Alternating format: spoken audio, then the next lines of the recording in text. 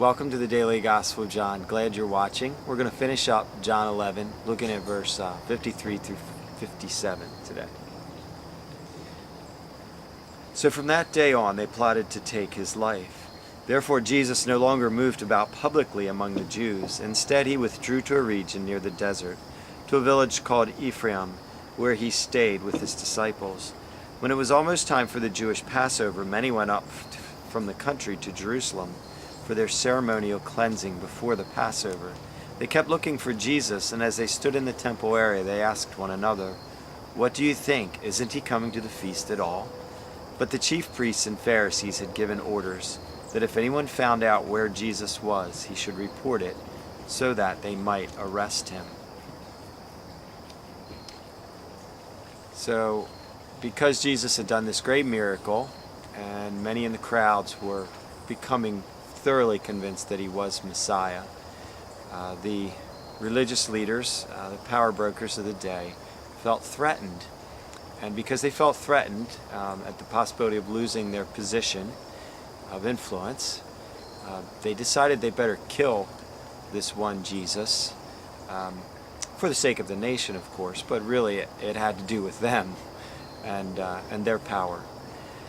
How interesting and ironic it is, and such a contrast, as you consider that Jesus, being the King of glory, the creator of all that is, stepped down from his throne in heaven, didn't cling on to that place of position and power, but freely set it aside to come to rescue the very ones who would in a few days be nailing him on a cross. The irony of it is amazing. It says in Philippians 2 that Jesus, being in very nature God, did not consider equality with God something to be grasped or to cling on to, but making himself nothing, taking the very nature of a servant and being made in human likeness, found in appearance as a man, he humbled himself and became obedient to death, even death on a cross.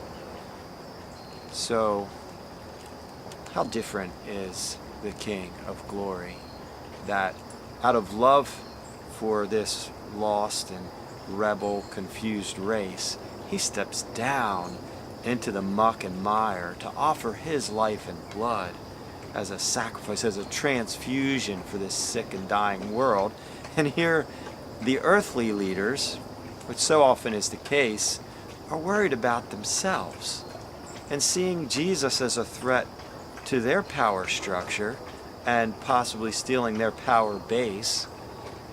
They decide they need to kill him, to cling on to that little bit of power they had. I'm so thankful that my hope and my security rest in the King of Kings and Lord of Lords. The one, it says, who does not change like shifting shadows, who is always good, always righteous, always loving. Not on some earthly leader. Generally, they're out for number one. There's a few good ones. Well, God bless, and thanks for watching.